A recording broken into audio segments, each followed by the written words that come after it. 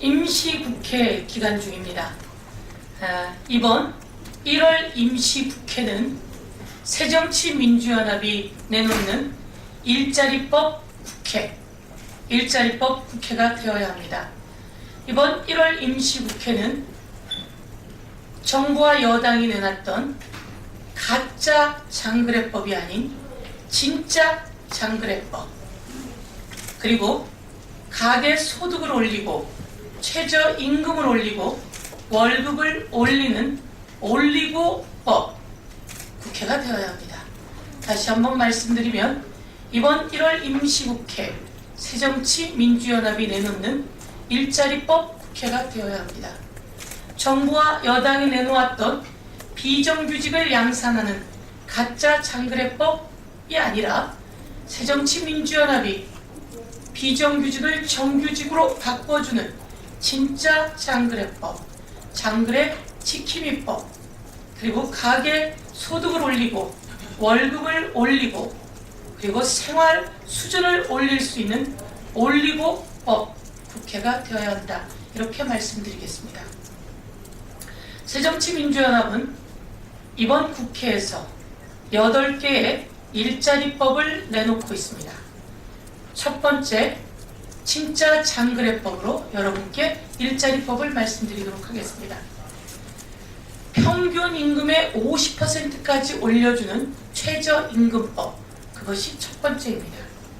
두 번째, 저소득층의 취업을 지원하고 생활 안정을 지원하는 법, 이것은 소득 올리고법, 두 번째입니다.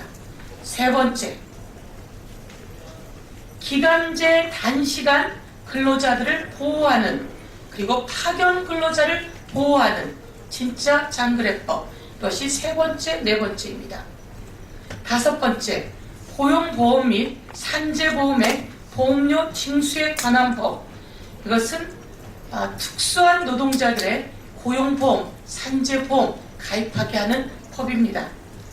그리고 여섯 번째, 노동조합 노동관계 조정법, 그리고 간접 고용을 직접 고용으로 간주하는 근로기준법, 그리고 특수 형태 근로자들에게 고용보험을 가입하게 하고 65세 이상 근로자들에게도 실업 급여를 적용하고 청년들의 구직 활동을 지원하는 고용보험법 등 8개의 일자리법, 새누리당이 추진하는, 새정치민주연합이 추진하는 8개의 일자리법, 8개의 진짜 장그래법, 8개의 소득 올리고 생활 수준 올리고 월급 올리고 올리고법, 여러분 꼭 이번에 통과시킬 수 있도록 도와주셨으면 감사하겠습니다. 새누리당이 내놓고 있는 민생법안, 이것은 민생법안이 아니라 가짜 민생법안입니다. 크루즈와 같은 큰 배에서 카지노를 허용하자고 하는 카지노법, 크루즈법, 이런 것을 내놓고 민생법안이라고 하는데요. 이 가짜 민생법안, 새누리당의 가짜 민생법안들은 국민에게 민폐를 끼치는 민폐 법안이다, 이렇게 말씀드리겠습니다. 새정치민주연합이 내놓는 진짜 민생법, 그리고 일자리법, 진짜 장그래법, 진짜 장그래 지킴이법, 소득 올리고 생활 수준 올리고 월급 올리고 올리고법, 이것이 새누리당과 대비되는 진정한 민생 법안이다, 이렇게 말씀드리겠습니다. 9일날 국회 운영위가 예정되어 있습니다. 대한민국을 떠들썩하게 했던 비선실세 국정농단 의혹 사건, 그리고 청와대 십상시들의 국정농단 의혹 사건, 그리고 민정수석실의 한경희 회유 사건, 이런 대한민국을 떠들썩하게 했던 사건, 이제 9일 국회 운영위에서 국민을 대신해서 한번 물어보겠습니다.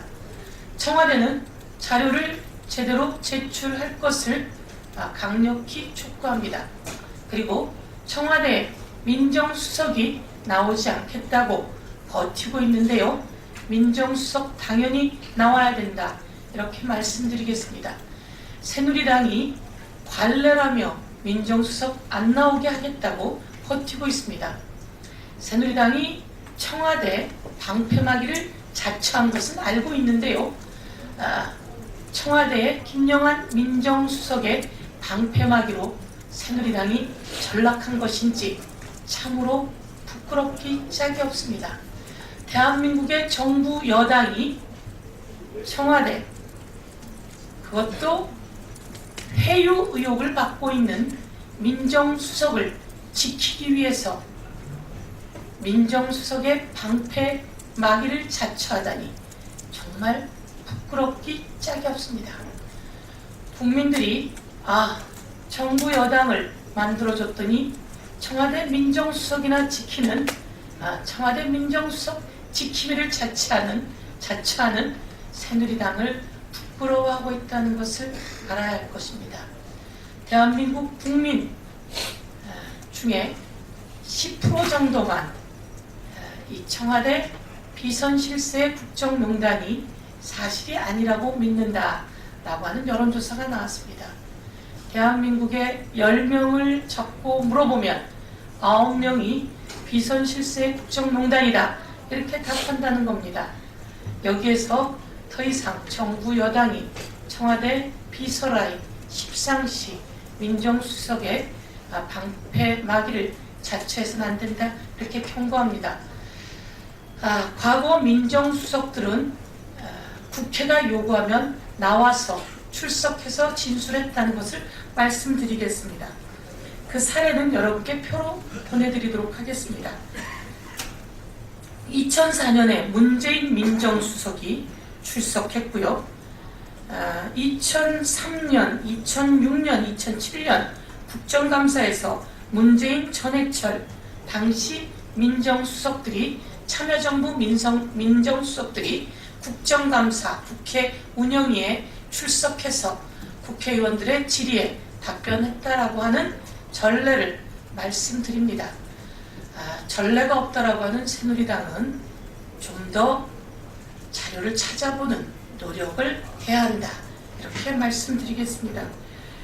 새누리당이 자꾸 청와대를 두둔하려고 한다면 이번 임시국회 파행도 불사할 수밖에 없다, 이렇게 말씀드릴 수밖에 없습니다.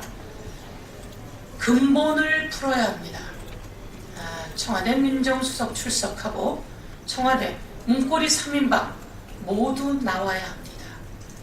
그리고 김기춘 비서실장, 이재만 총무비서관 등 모두 다 자료를 내놓으십시오. 찌라시라고 하더니 대통령 기록물이라고 말을 합니다. 찌라시라면서 어떻게 이게 대통령 기록물이 될 수가 있습니까? 찌라시도 가지고 나오십시오. 공직기강 비서관실에서 작성한 문건 모두 제출할 것을 촉구합니다. 다음입니다. 검찰의 받아쓰기 수사, 이제 언론도 등을 돌렸고 여론도 등을 돌렸습니다. 경향은 정윤회 의혹, 특검, 국정조사 불가피하다, 이렇게 사설을 쓰고 있고요. 국민일보는 문건 사태 종결은 청와대 쇄신이라야 된다, 이렇게 쓰고 있고요. 동아일보는 박지만 비선만 밝혀내고 문 닫은 청와대 문건 수사, 중앙은 찌라시에 집착한 수사로 국민들 납득시킬 수 있나, 매경은 반쪽 진실도 못 밝힌 청년의 문건 수사 발표, 문화는 청와대 쇄신 없이 청와대발 파문 매듭 못 짓는다, 서울경제는 정윤의 문건 수사, 비선 실세 의혹도 씻을 수 있어야 된다, 서울신문은 정윤의 문건 수사 결과 국민이 납득할 수 있겠나, 한겨레는 의혹과 불신만 키운 검찰의 청와대 문건 수사, 한국은 정윤의 문건 검찰 수사 국민 궁금증만 키웠다, 세계일보는 문건준이 못 밝힌 단쪽 수사, 조선일보는 실세인가 아닌가 정윤회 씨 의혹은 해소 못했다. 지금 제가 불러드린 이 내용들이 우리 언론이 쓴 사설들의 제목입니다. 어느 언론도 검찰의 받아쓰기 수사, 가이드라인 수사, 그리고 검찰의 수습 수사, 이것을 믿지 않고 이것에 대해서 문제를 지적하고 있습니다. 대한민국의 언론도 여론도 청와대로부터 등을 돌렸습니다. 콘크리트 지지율이라고 했던 박근혜 대통령 지지율은 이제 무너져 내렸습니다. 깨졌습니다. 박정희 대통령의 향수도 이제 이 어려운 경제 앞에서 맥을 추지 못하고 있습니다. 진정한 소통만이, 그리고 진실만이 국민의 마음을 지킬 수 있다. 그리고 대한민국의 국민은 경제 좀 살리라고, 우리 먹고 좀 살자고, 월급 좀 올리라고, 그리고 마음 놓고 일할 수 있는 일자리가 필요하다고 이야기합니다. 1월 임시국회 새정치민주연합의 8개 일자리법, 8개의 장거래 지킴이법, 8개의 진짜 장거래법, 8개의 가계소득 올리고법, 그리고 생활수준 올리고법, 월급 올리고법이 해결되어야 합니다. 1월 임시국회 일자리법 국회다, 이렇게 말씀드리겠습니다. 이상으로 마치겠습니다.